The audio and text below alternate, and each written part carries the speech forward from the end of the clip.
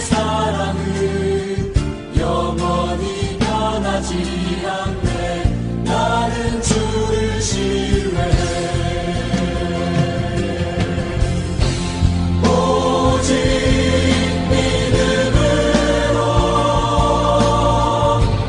믿음으로 내가 살리라. 오직 믿음으로 내가 살리라. 오직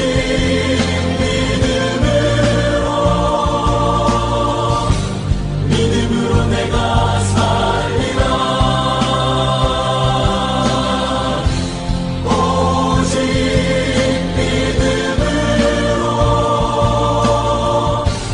믿음으로 내가 살리라. 오직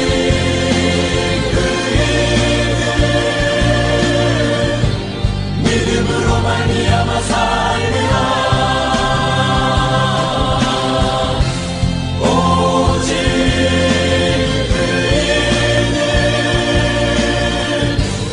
믿음으로 말미암아 살리라. 오직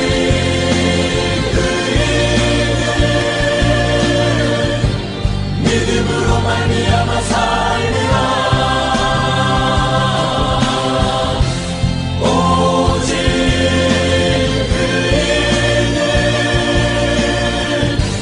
믿음으로 말미암아 살리라.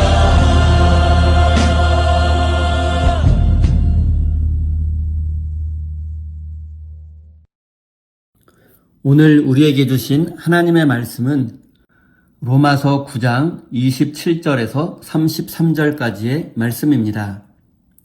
다 같이 화면을 보시면서 함께 읽겠습니다. 그리고 또 이사야는 이스라엘을 두고 이렇게 외쳤습니다. 이스라엘 자손의 수가 바다의 모래와 같이 많을지라도 남은 사람만이 구원을 얻을 것이다. 주님께서는 그 말씀하신 것을 온전히 그리고 조속히 온 땅에서 이루실 것이다. 그것은 또한 이사야가 미리 말한 바 만군의 주님께서 우리에게 씨를 남겨주지 않으셨더라면 우리는 소돔과 같이 되고 고모라와 같이 되었을 것이다 한 것과 같습니다.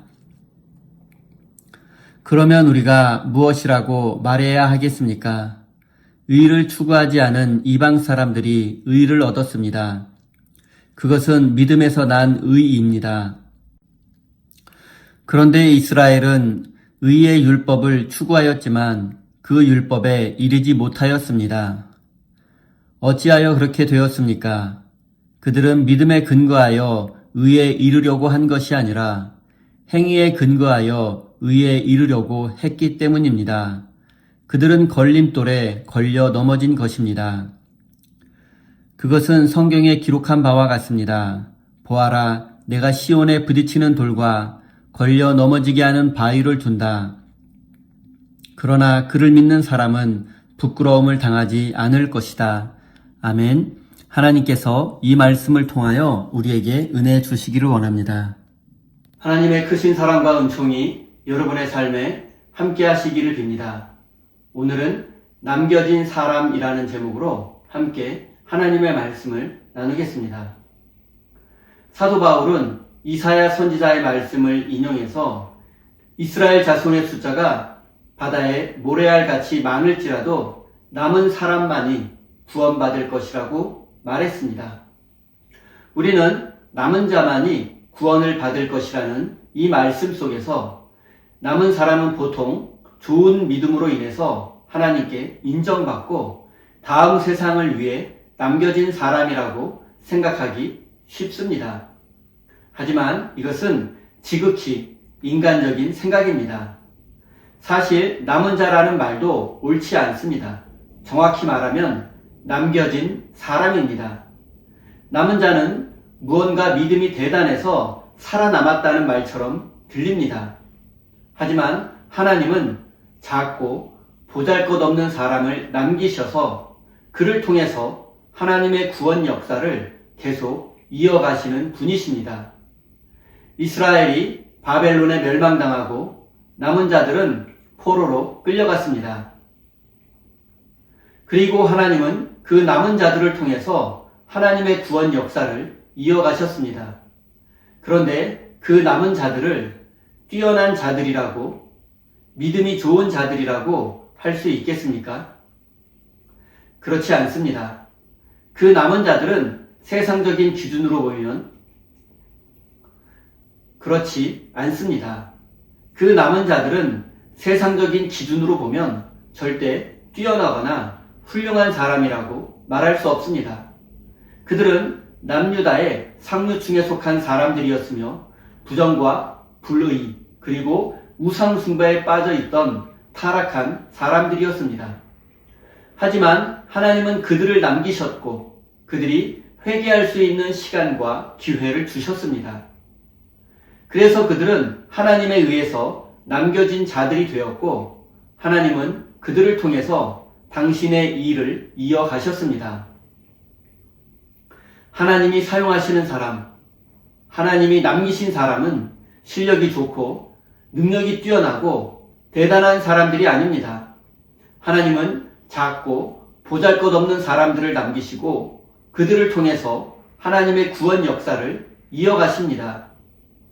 그리고 이 시대에 남겨진 사람들인 우리 그리스도인들은 겸손해져야 합니다. 왜냐하면 하나님께서 작고 보잘것없는 우리를 선택하셨고 또한 우리를 남겨진 자로 부르셨기 때문입니다.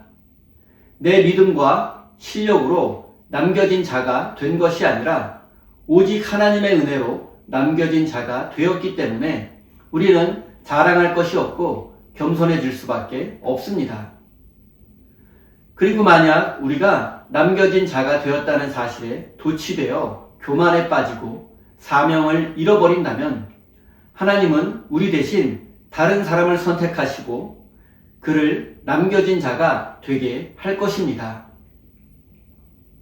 하나님은 처음에 이스라엘 백성들을 남은 자로 선택하셨지만 그들의 불순종으로 인해서 이방인이 남은 자가 된 것과 마찬가지로 말입니다.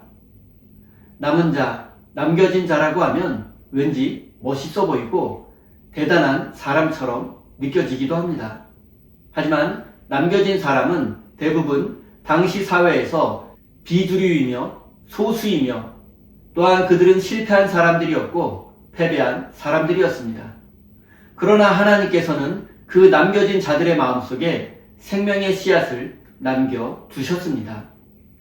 그리고 사도 바울은 지금 실패하고 패배한 사람들이었던 그 남겨진 사람들이 구원을 받을 것이며 그들을 통해서 하나님의 뜻이 이루어질 것이라고 말씀하고 있습니다.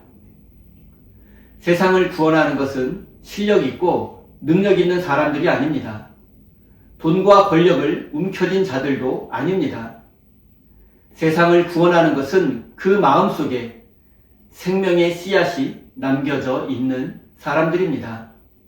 하나님에 의해서 남겨진 자들이야말로 세상을 구원하는 하나님의 일꾼이 될 것입니다. 사랑하는 성도 여러분, 하나님은 작고 보잘것없으며 자격 없는 우리들을 이 세상을 위한 남은 자로 선택하셨습니다. 그리고 우리 남은 자들에게는 하나님께서 주신 사명이 있습니다. 그 사명을 깨닫고 이루어가는 믿음의 사람이 되시기 바랍니다. 33절입니다. 그것은 성경에 기록한 바와 같습니다. 보아라, 내가 시온에 부딪히는 돌과 걸려 넘어지게 하는 바위를 둔다. 그러나 그를 믿는 사람은 부끄러움을 당하지 않을 것이다. 하나님께서 남기신 자들에게 원하시는 것은 오직 믿음뿐입니다. 하지만 유대인들은 믿음이 아니라 율법을 철저하게 지키는 것으로 하나님께 인정받으려고 했습니다. 그러나 문제는 이 세상 그 누구도 율법을 온전하게 지킬 수 없다는 사실입니다. 모든 인간은 시간과 공간의 제약 속에서 살아갑니다.